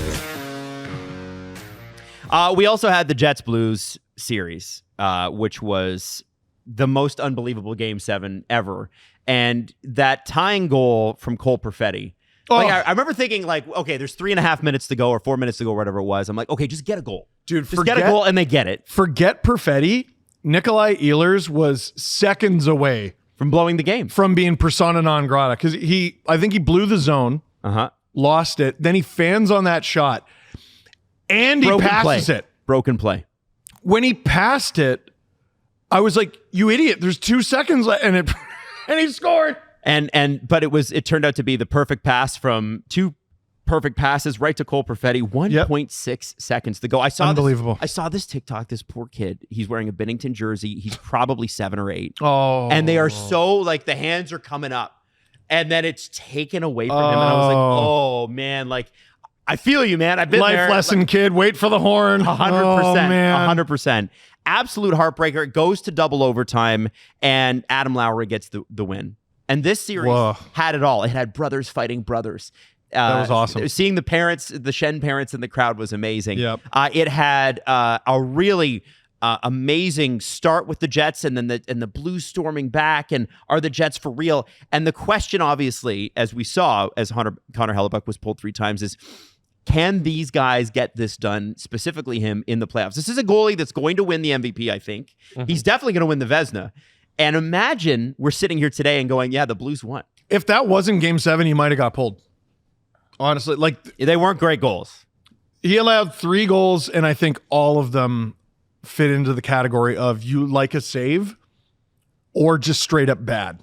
Also, one of them was deflected. I think on replay, it deflected by the own player there, the Jets player. So I think two of them you want back. Mm-hmm. That's a lot. Yeah, and in a Game 7, that's a lot. The first one, they blow their whole defense. Every it's one. 2-0, and but he's swimming. And then Hellebuyck decides, I'm going to go for a long vacation and rent out my home on Airbnb. And Hellebuyck's just somewhere else, and they score. Like losing your parachute in GTA 5. I don't know where he's going. And then one snuck through, and not a great game. No. But Frege had a great stat. It was something like the final 52 minutes of the game, he didn't allow a goal. Mm-hmm. Well, when you put it that way, he settled in. Yeah. He settled in, but third period, he only faced 4 shots. The defense of helps. the Jets made it really easy on him. Scott Arniel and his whole team. But had they not tied the game, he's the story. No one cares that you figured it out after the 3rd goal. This isn't the 80s anymore. Mm-hmm. After he let in the 3rd one, he really dialed in. He faced 4 shots in the 3rd, 4 shots in the first overtime, and 5 shots in the second overtime. That is great defense. It's fantastic stuff. And that's defense. how it was all series long. The St. Louis Blues didn't get a lot of shots on Hellebuyck. That's why it was even more egregious when he wasn't stopping them. Cam Fowler had an unbelievable series. What a pickup for St. Louis. 10 points. Yeah, crazy. Crazy. And all I was told was that he sucked. Guys, when they're picking up defensemen from a bad team, from the don't Ducks, trust the advanced stats. Stop. How many times do I have to teach you this lesson, old man? Dude, it's the Ducks. Stop. But some of the performances from the first round that are not going through to the second are preposterous. That always happens. But McKinnon, 7 goals. Fowler, 10 points. Absurd. Now, the Jets get very little time to rest. They are playing tomorrow. And I'm just wondering, if these two teams are going to hit the ice in a dead emotional state because of how this weekend went, right? Like both teams played extraordinarily emotional games that were down to the last kind of wire, and I'm wondering if game one's going to be a bit of a letdown and that this series will build. Maybe not a letdown, but like slower pace to start. Dallas, Colorado, there's no way to rival that. I don't know if we're going to see a series for the rest of the playoffs that contains that kind of speed, purely through the matchup, but also the you don't expect that pace in the Stanley Cup final because everyone's half dead. Mm-hmm. Winnipeg has the advantage of being at home. They've got to soak up the atmosphere, the vibes in Winnipeg. I don't know if you've seen some of the videos. Immaculate. Oh, yeah. They know how to have a good time. A bad day has not been had since by anyone in the city except for maybe the Bennington kid. The Stars get the extra day off, but they have to travel. So bit of a wash. Could be a slower start to the series. It ain't going to end that way. Okay.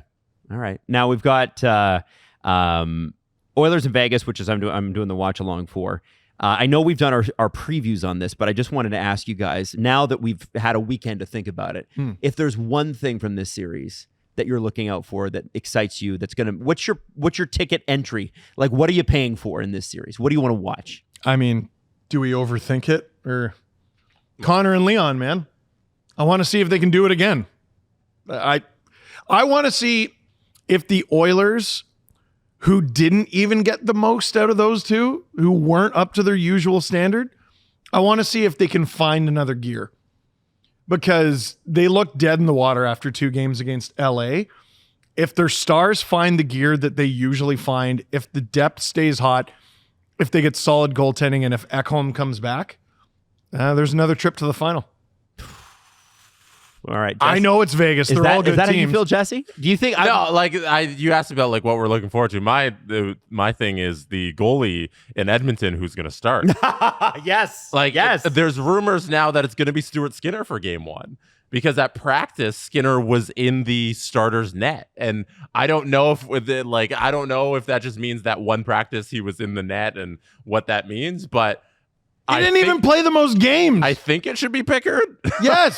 The guy who got all your wins? Yeah, it's literally crazy. all of them? It's absolutely insane if they decide to go with Stuart Skinner and they don't just ride Calvin Pickard. So that's my most interesting storyline for game 1. That's crazy. Well, that's crazy. And I'm wondering, you said something in the last round, Steve, about so what's your plan for when Connor, to Jim Hiller? So what's your plan when Connor and Leon decide to just come at you, right? Oh, what's Vegas's plan for that? They have better horses. They have better horses, better bodies. You can throw everyone on the ice at them, whereas LA just didn't have it. You've got a geriatric Kopitar, you've got a really getting up there, Philip Deneau. Doughty's still really effective, but old. Some of those other guys back there are really young. Vegas has a back end of prime Pietrangelo. Could still play for Team Canada. Will still play for Team Canada. There's politics there, but yeah, maybe. Shea Theodore. Mark Stone. Jack Eichel. These are all world two-way players. That you are going to have to throw out against that line. Home ice advantage is going to be very, very, very big here. And just don't be an idiot with your challenges. That's it. Right. LA might have swept them.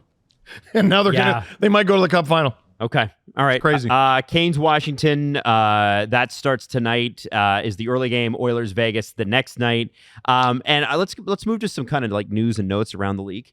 Andrew Brunette is going to come back as the Nashville Predators head coach. That was confirmed yesterday. I know it's not the biggest news out there, but I thought it was worth bringing up because they had a disaster season. And I'm wondering, Barry Trotz, if there's one thing you can't argue that he knows, it's coaching.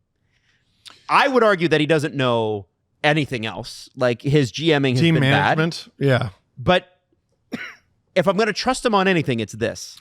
Yeah, no, I don't think it would have been fair to fire Brunette after that because it's like you're blaming him for it. Mm-hmm. This to me is Trotz wearing it, which is one of the first things I've admired about him as GM. Like honestly, I don't think he's done a very good job, but like Brunette's the reason you got there a couple years ago, and all of a sudden he's you're a fired coach away from righting the ship. I don't think so. He deserves to stay. Okay. Now, Jesse, I don't know if you have anything to add to the Nashville situation other than it's all Barry Trotz's fault. Yeah. Like, how are you going to fire somebody else for your own mistake? There you go. Like the dude made a bunch of bold moves in free agency and none of them worked out. And then he kept making trades that made the team worse. Like it's his fault. When you put it like that. And most times in the NHL, though, the coach gets blamed for that, right? Yeah, but in this instance, it's so so blatant that we know what went wrong. It's roster construction, and no coach could have coached that team to be better when you keep removing parts that are good. Look how good Carrier was for the Habs in the playoffs. Yeah. Carrier was awesome. I can't believe they gave that guy up. And it wasn't until Wilson flattened him that he stopped sort of being as much of a factor. I kind of think you fire enough coaches quickly enough. No one wants to coach there. And it's Nashville and the music and it's fun. And boy, you fire Brunette and you got to get a new guy. That's a lot of coaches in a very short amount of time. And all of a sudden, if there's a tie break between your city and another place, I might take the other job. Have you ever had a job where the person who manages you used to do your job? Yes. It's horrible. Yes. It's horrible. I was a morning show host and I was, and not a bad person, but I remember the guy ahead of me, above me, the program director was the former morning show host. And so he had a way of, this is how I would do it. And this is how it's therefore it means this is how it's done. I would imagine that coaching for Barry Trotz is a specific taste as well. Yeah. Because he's going to have pretty defined ideas on what this is going to be. Let's not forget the last coach Andrew Brunette coached was the Florida Panthers who won the President's Trophy and were offensive dynamos. Mm-hmm. Like he knows how to coach offense, and this team had zero offense this season. I don't think they had no one up the middle. They had nobody. And that's not his responsibility to go get centers. Yeah. Like he knows how to make guys score goals, and he didn't have anybody on the team who could do it. Ryan O'Reilly at this point being not to take a shot at Ryan O'Reilly, this is not what this is, but like him being your number one center, that's just not fair. Does right? Tavares have the season he had without Matthews ahead of him? Probably like, not. You can be an elite player, but like that's a heavy burden. And I just don't think O'Reilly's that guy at this stage in his career. He can be a very important part of a cup winning team. I just don't think he can be that. And if he is that, he needs to have the support under him. He didn't have it above him. He didn't have it under him. He just didn't have it. The LA Kings proved that you can walk away from a legend. Sorry, Detroit. Wow. Rob Blake and the LA Kings announced Monday that, General Manager, Vice President of Hockey Ops, Rob Blake, will not return, and it was by mutual decision, which it was. I believe. I don't believe that at all. I'm sure if they said, Rob, we want you back, he would have been like, great. His contract was up, right? And they tried to negotiate last offseason. They said, want to see how the season played out, and now that it played out in the same way it played out the last 3 years, and now it's the fourth year in a row you lose to Edmonton, like, it's time to move on, and everybody probably agreed. You can't lose 4 straight to the same team. No. Well, you could have if you'd signed him last offseason, because then you would have been stuck with him. Yeah. Wow. Now, we're not totally sure. Luke Robitaille basically said that he said, I haven't had any of the conversations about Jim Hiller. So that hasn't sort of played out yet. I'm wondering if he survives the week. Does that challenge in game 3, is that the straw that breaks the camel's back? Somebody had to wear this, and I guess it has to be Rob Blake. Like I'm kind of more okay with Jim Hiller sticking around if that's how it plays out. I think he got out-coached by Chris Knobloch, which is not something I don't think.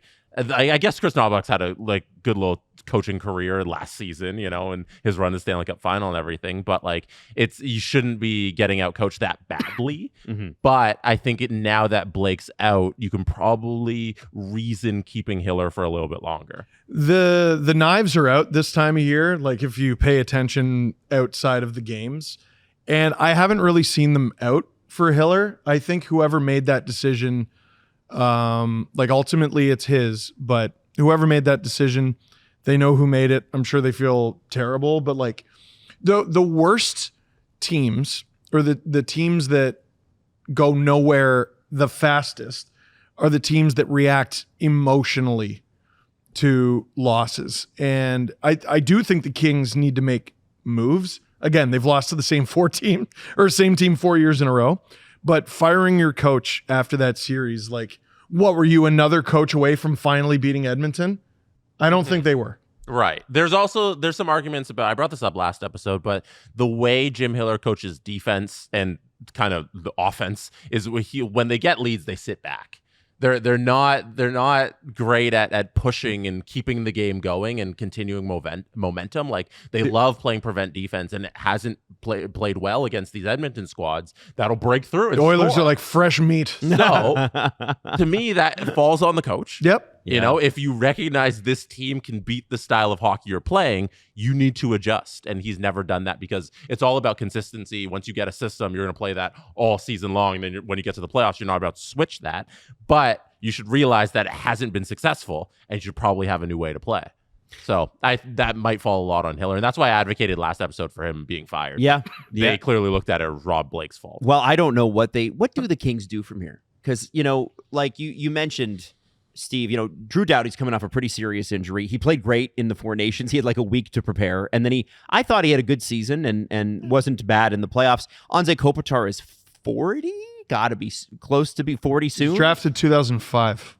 So yeah, it's 2025. 38 or 39. Yeah, something like that. At a certain point, Anze's still really effective. Drew's still really effective. What do you do with this team? Do you just keep going? And how do you add? And 37. 37. You're aging him. Sorry. No, he's got to be turning 38, though. Sorry, Anze. This year. August. Yeah, okay. So he's 38 when the season starts, and he's still really effective, still a great player. You don't have any issues there, but you do need, you've got Quinton Byfield, but it's got to be more than just him. Brant Clark, Jordan Spence, great players. But again, I'm still going, we need more here. You do need more. Playoff performers would be nice. But one thing the Dallas Stars have done really effectively, I've ranted about them drafting, and I just, generally speaking, every decision they make is a good one. But one thing they did with the Stars is they turned over the old generation of stars to the new one without getting rid of the old ones. Well, because Ben and Seguin are still there, and so they found a way. Yeah, Ben and Seguin. I mean, that's it, right? They turned it over to Robertson and Hintz, and now Wyatt there's Johnson. even like Wyatt Johnson. Hintz is the old guy. He's like Dallas 3.0. They have 3 generations of stars on the Stars. If the Kings can find a way to do that, Kopitar gets pushed down, Doughty maybe takes a somewhat reduced role, even dial back his minutes a little bit, give it to someone else. I think you can't just keep doing the same thing and expecting a different result, because you want evidence that I wasn't being dramatic earlier in the show when I said the Stars and Avalanche are going to play each other 5 times over the life of that Rantanen contract. Look at the Oilers and Kings. 4 years in a row.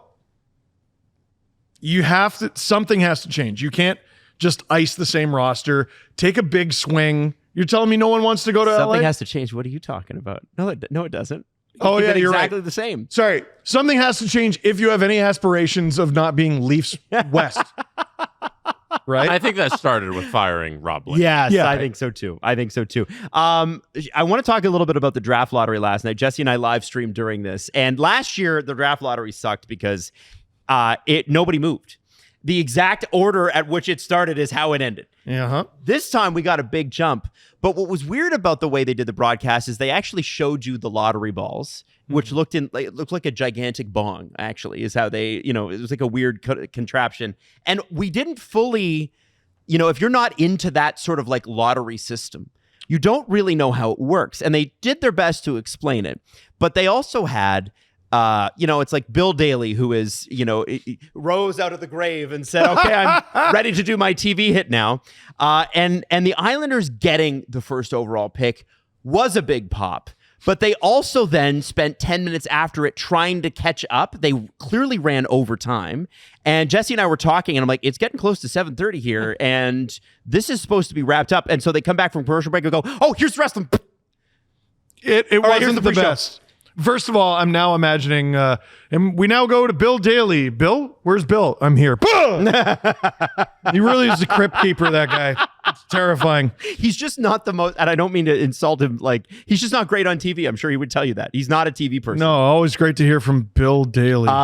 No, but what I was going to say is like retro things are in style. Uh-huh. And what I noticed was NHL draft lottery conspiracies are back, baby. Oh, yeah? They were gone for a while, but they are back. What is it this time? Is this the Islanders thing? Because the Islanders lost the All-Star game, and they're very upset about it, and it's become a political thing there. Yeah, the governor wrote the NHL a letter. They're very upset about it, and understandably so. And they get the first overall pick. They can't you can't do an All-Star game. Oh, you think so, huh? That's a good conspiracy theory. Oh, it's not mine. No, but I'm saying whoever came up with it, it's pretty good. It's a good one. And it's a shame because it was every year we had this handshake and that handshake and that handshake, and it died, dead, buried 12 feet under the ground when McDavid went to Edmonton. Gary Bettman cried himself to sleep that night. I know he did.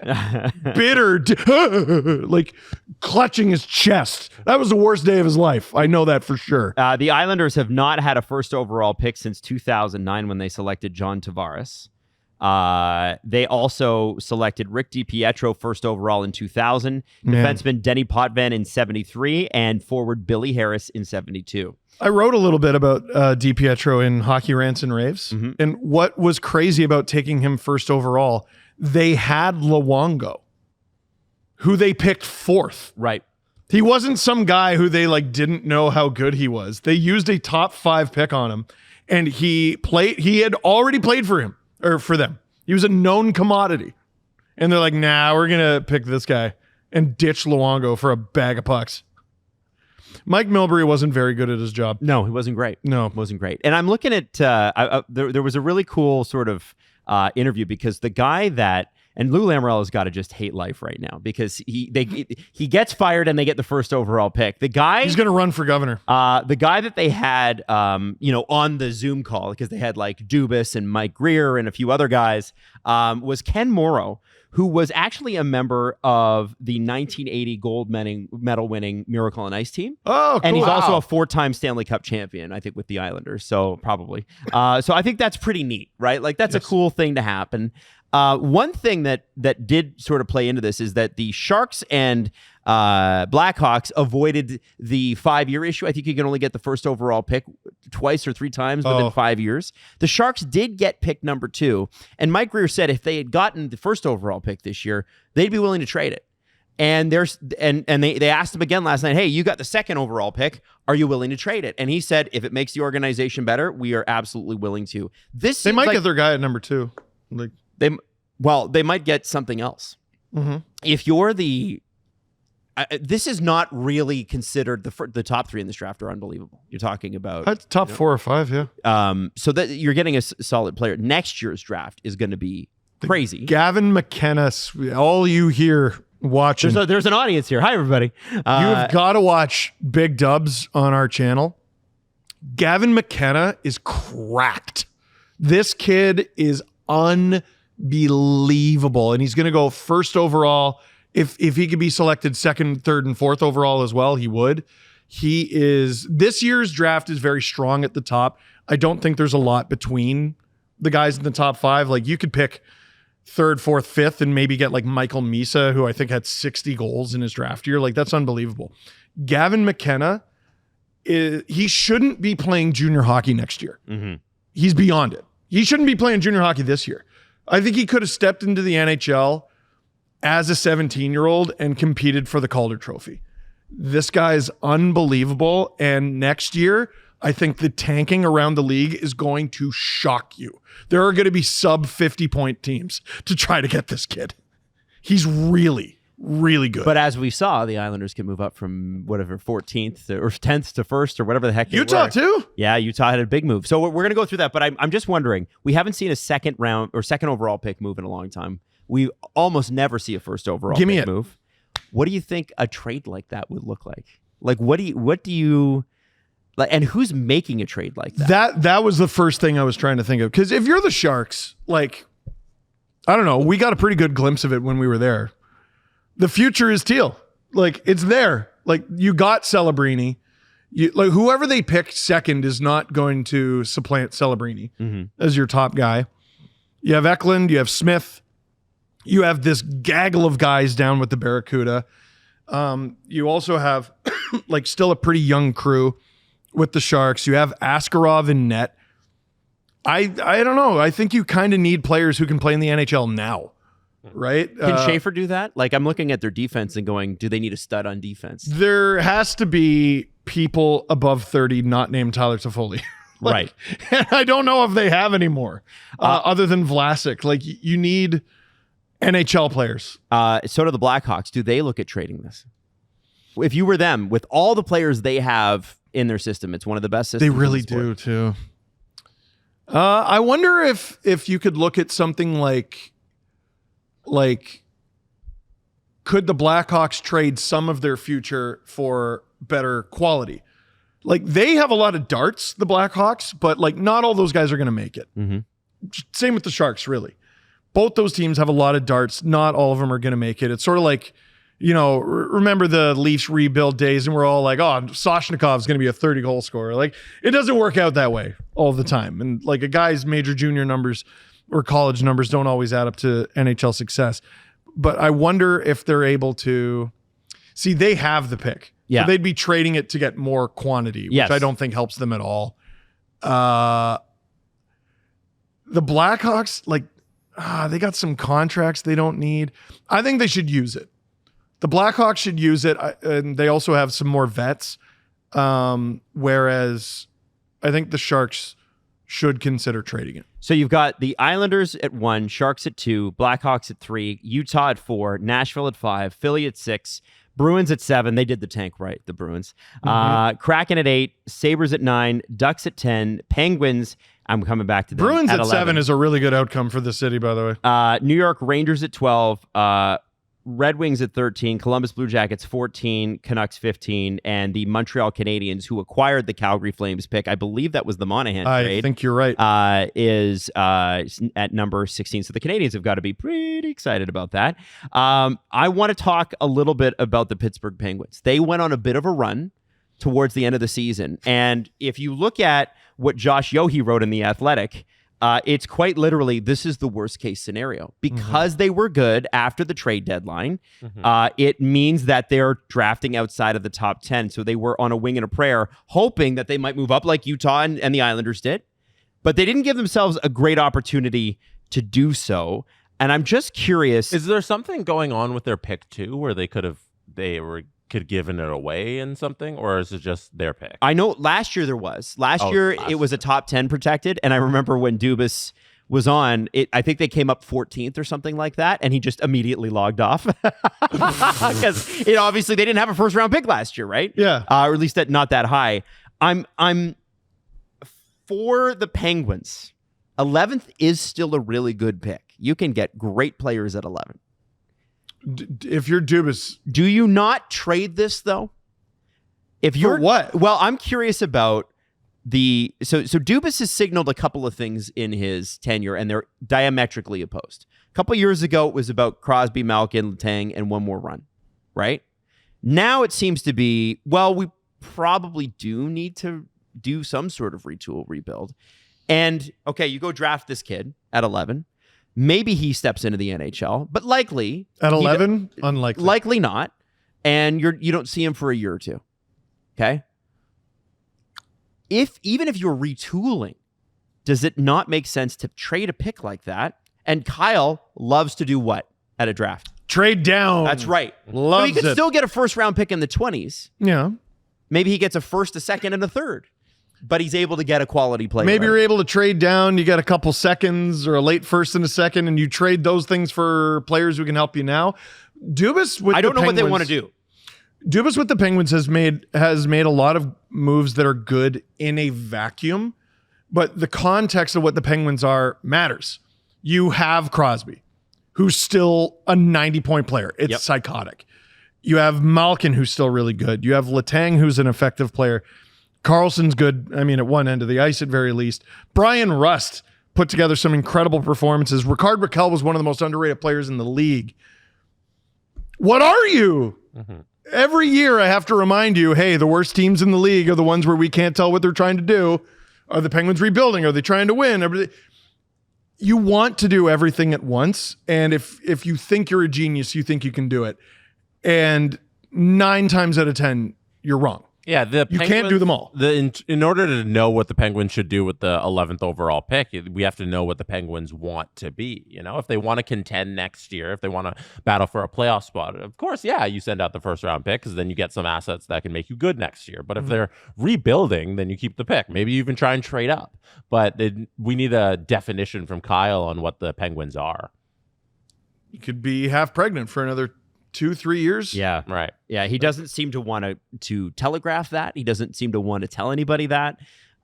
There's a little less talk about going for a run this year. Well, like trade Crosby. Well, okay, we don't want to. All right, surround Crosby. Oh, we got the future. We're not gonna. Yeah. All right. Well, enjoy being, I don't know, 12th. I'm in the East again. Like, by the way, I'm just thrilled to hear someone else say it. Because I'm the one. You hate Dubas. You hate the Penguins. No, I just don't understand. What is the direction? What are you? I think I'm being a little nicer about it and charming. Okay, yeah. Fair and enough. by the way, the Penguins had the Rangers' first round pick from this season, but it was top 13 protected. So the Rangers are picking 12th. So that means it slides next year and it becomes a first round pick unprotected. I have no idea how they got that. Through the Vancouver Canucks trade. So the Canucks acquired the Rangers' first round pick and then they flipped it to Pittsburgh. Oh, okay. Sorry. In the Marcus Pettersson deal. Pettersson deal. Yeah. Yeah. So that's, and then they also, if the lottery odds had fallen the way it did last year where everybody gets where they should finish, the Penguins fell from 9th to 11th too. So like, it's like a double whammy. It's not great.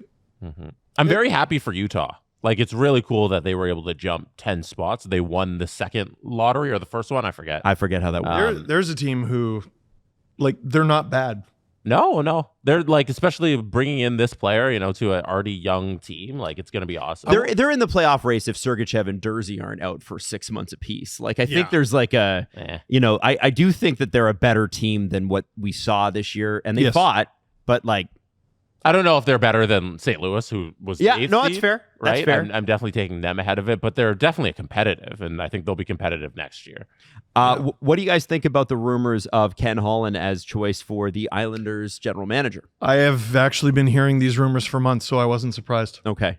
So do you think that he'll leave his cushy consulting job with the NHL? That is definitely a real job. Yep. And go and be the Islanders. Now, he's a hockey guy. Is that what's right for the Islanders? Because they keep getting old guys, right? Like Ken Holland had some success in Edmonton, right? He did. Yeah. The Zach Hyman signing, one of his best. The Evander Kane trade worked out. Matthias Ekholm he brought in. So there's some really good ads. There were some misses too. Never quite sorted out the goaltending situation. It worked out last year. What kind of new direction is he bringing to the Islanders? Or is it more the same if he goes? Can you believe Adam burying the lead here? What's that? Because it wasn't just Ken Holland being rumored going to the Islanders. Who was the other one? Mark Bergevin. Oh, now that would be perfect. I hope he does. Go, Mark. Oh man. They don't want it to be playtime. Lou's gone. We can all grow a beard. We can all do this. We can all do that. Like they don't want it to be Lou Lamoriello's gone. Now you rule the roost. If you have an established guy in there like Ken Hall and Bergevin's been around for a long time, you still establish, like, those guys are as deeply embedded in the hockey establishment as anyone could possibly be. What I find interesting is the other stuff within their organization. And this was getting whispered about during the season when the Lou Lamoriello rumors started. And then once Lamoriello was let go, people were very openly like, are we going to ignore this? Chris Lamoriello has been with the Islanders running their farm team. Those guys suck and have sucked for Bridgeport? ever. Yeah. Oh, Yeah, it's like they've only made the playoffs in like 4 of 12 years or something like that. It's yes. rough. It has And been I think the AHL, very don't bad. they have an extended playoff format too? Like, don't They do now, yeah. Yeah, no, they've been so futile for so long, and the Islanders have been so mid for so long now after those 2 conference finals against the Lightning. You could argue they were the second best team in the NHL over those 2 years. And you don't have a cup to show for it. You haven't had anything since to show for it. You also are not really making any strides in the goal scoring department. You have good goalies. Yeah. You have good defense. They need to score more goals. Hopefully Cole Eiserman can help them with that as soon as next season. Callum Ritchie, maybe. Callum Ritchie. Well, now, so look at it. They're not as bad as the other teams in the lottery conversation. Then you add to that conversation Cole Eiserman, Cal Ritchie, and whoever you're going to get first. Yeah. Bing, bang, boom. That's a pretty good rebuild right there, and I think they're done. Like, they'll be competing for a playoff spot next season, if they want. Jess, what are you looking at?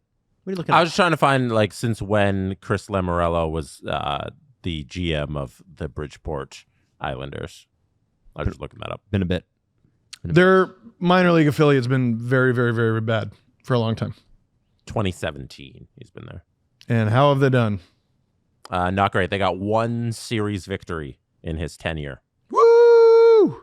They missed the playoffs 1, 2, 3, 4, 5, 6 times. They made the playoffs 3 times, and they have 1 series victory. Are they? I wonder if he's still going to be there. Like, if you're a GM, do you want the old GM's son working under you? Like, is Chris Lamoriello, like, we haven't heard anything. Well, his time with the Islanders predates Lou, I believe. Yes.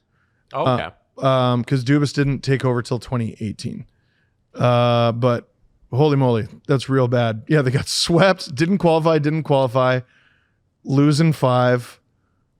Season canceled due to COVID, didn't qualify, and they won a round, didn't qualify. Yeah. Look at the games won. They won 15 games this year out of 72. They went 15, 54, and 3. Dude, in the minors?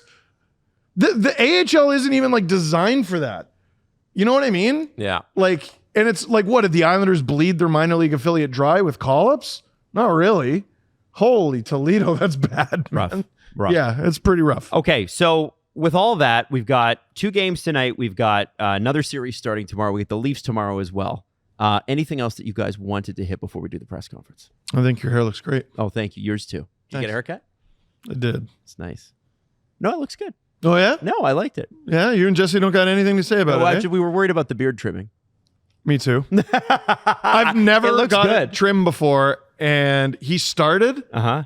and I didn't want to stop him. Uh-huh. Jesse, what do you think? You know the beard better than I do. Do you like Steve's beard trim? I think people will be mad because you're not supposed to trim it because it's the playoffs, but like I don't think you look bad. Or Oh, I think it looks great. Yeah, But yeah. I was definitely like, think- ooh, no. yeah, like the Oh, no. the fan of it all. I think they'll be upset because you're not supposed to trim a playoff beard, right? You're supposed to No. just let it grow, and it's supposed to be scraggly and fun. I think I'm handsome. Let's do the press conference. The Presser. SDP. The Steve Dangle Press Conference. A Toronto Maple Leaf is due a shout out. He was not featured in our Toronto Maple Leaf segment. Oh, who did I miss? His name is Morgan Riley.